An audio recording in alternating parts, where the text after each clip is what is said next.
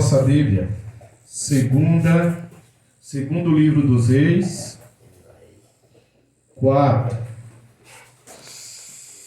versículo 1 a seguir, amém?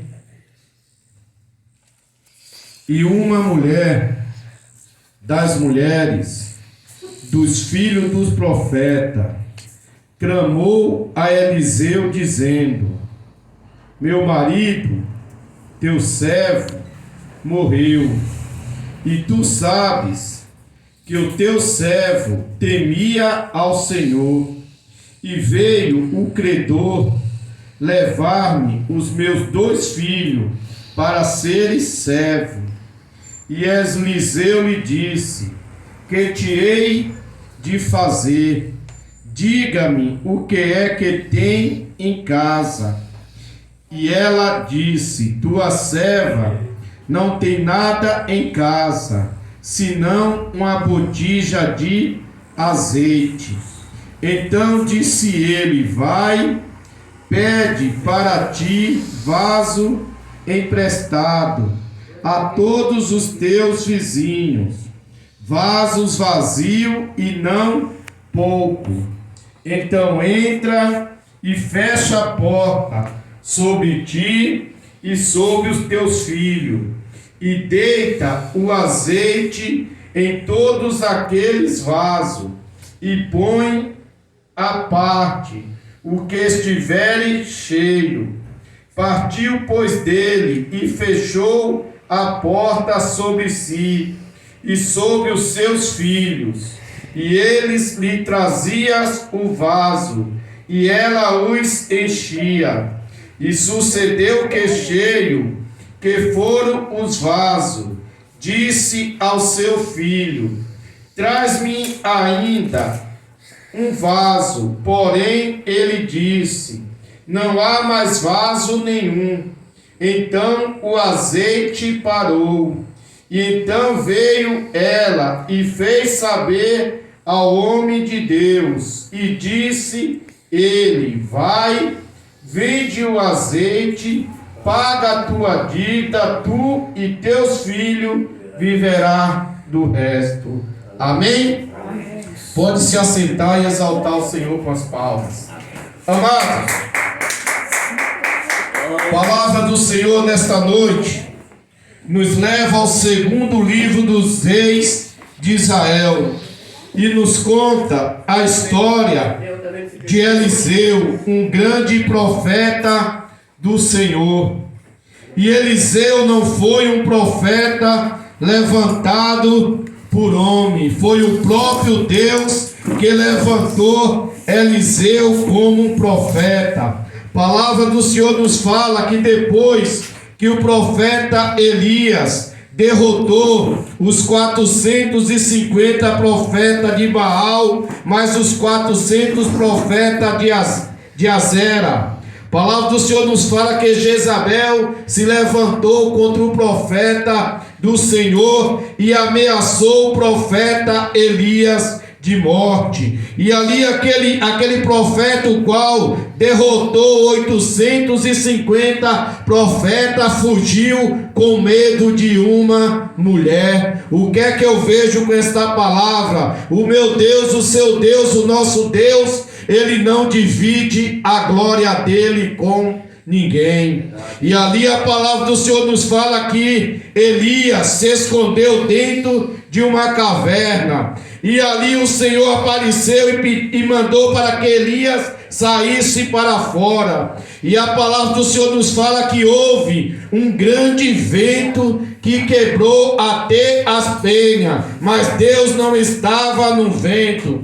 Depois também teve um fogo, mas também Deus não estava no fogo. Depois veio uma voz mansa e delicada. Então a voz do meu Deus, do seu Deus, do nosso Deus, ela é mansa e delicada. E a palavra do Senhor nos fala que ali Deus mandou o profeta Elias ungir Jeú como rei de Israel e ungir Eliseu como profeta. Então foi o próprio Deus que levantou Eliseu como profeta. E quando é Deus que levanta o homem e a mulher como profeta do Senhor, o inimigo não derruba. Aleluia, glória a Deus. E ali a palavra do Senhor nos fala que Elias foi até Eliseu e jogou a sua capa sobre ele e fez o convite. E Eliseu ali, ele estava arando a terra com 12 juntas de boi. E Eliseu falou: deixa eu primeiro me despedir do meu pai e me despedir da minha mãe. Quer ser usado com poder e autoridade? Honra o seu pai, honra a sua mãe aqui nessa terra. E ali Eliseu pegou 2 juntas de boi, matou e com os aparelhos cozinhou. O que é que eu vejo com essa palavra? Quer ser usado com poder e autoridade, se desprende de tudo aquilo que faz lembrar o seu passado. Se antes mentia, hoje não mente mais. Se antes levantava falso testemunho, hoje não levanta mais falso testemunho. Pois Deus, o meu Deus, o seu Deus, o nosso Deus, ele não usa as pessoas de qualquer maneira. E ali Eliseu foi e começou a seguir o profeta Elias. E Eliseu fez um pedido para o profeta Elias. Ele pediu a porção dobrada do profeta Elias. Essa porção dobrada não é o Espírito Santo, pois ninguém resiste à porção dobrada do Espírito Santo. Ele pediu a porção dobrada do ministério do profeta Elias. E Deus isso lhe concedeu, pois Eliseu fundou a primeira escola de profeta. Amém? Glória a Deus. E uma mulher das mulheres dos filhos do profeta clamou a Eliseu dizendo: meu marido, teu servo morreu, e tu sabes que teu servo temia ao Senhor, e veio credor levar-me os meus 2 filhos para ser servo. Esta mulher, ela fez exatamente o que a Bíblia nos orienta. Romanos 12, 13 nos fala que nós temos que comunicar a nossa necessidade aos santos. Quanta pessoa está em casa em tempo de entrar em depressão, mas o orgulho não deixa. Meu negócio é só com Deus. Meu negócio é só eu e Deus. Mas a Bíblia manda nós comunicar a nossa necessidade aos santos. E ali aquela mulher foi até ao profeta Eliseu. E aquela mulher chegou para Eliseu e falou: olha, meu esposo, o teu servo, morreu. E tu sabia que ele temia ao Senhor. Quando o homem e a mulher temem ao Todo-Poderoso, pode ter certeza que a vitória é garantida. O meu Deus, o seu Deus, o nosso Deus jamais iria permitir que os filhos daquela mulher fossem levados como escravo, pois o esposo daquela mulher, ele era temente a Deus. E a palavra do Senhor nos fala no Salmo 37, versículo número 25: eu nunca vi um justo desamparado, nem o seu semelhante mendigar o pão. Então, de forma nenhuma, Deus ia permitir que os filhos daquela mulher fossem levados como escravo. O meu Deus, o seu Deus, o nosso Deus, jamais irá permitir que os nossos filhos venham a cair na mão do adversário, porque Ele é Deus de livramento. Aleluia, glória a Deus. E Eliseu lhe disse: que te hei de eu fazer? Declara-me o que é que tem em casa. E ela disse: tua serva não tem nada em casa, senão uma botija de azeite.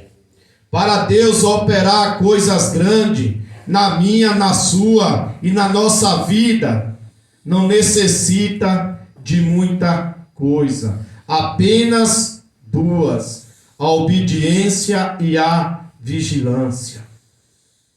A palavra do Senhor nos fala em Êxodo 14:16, que precisou apenas de uma vara e a obediência de Moisés para o mar vermelho se abrir. Em João 6, versículo de número 9, foi necessário apenas 2 peixinhos e 5 pães para o nosso Senhor e Salvador Jesus Cristo alimentar uma grande multidão. Então o segredo da minha, da sua e da nossa vitória é a obediência e a vigilância. Pois a palavra do Senhor nos fala em Deuteronômio 28:2, que toda a bênção ali seguirão se atentamente nós ouvir a voz do Senhor nosso Deus. Então todo homem, toda mulher que anda segundo a palavra de Deus não precisa ficar desesperado correndo atrás de bênção, pois a palavra do Senhor nos garante que a bênção vem a ter o meu irmão, que a bênção vem a ter a minha irmã. Aleluia. Então disse ele: vai, pede para ti vaso emprestado a todos os seus vizinhos, vasos vazios e não pouco. Aqui o negócio começa a ficar estreito. Se eu precisar de uma vasilha emprestada e bater na porta do G, como é que está a minha comunhão com G?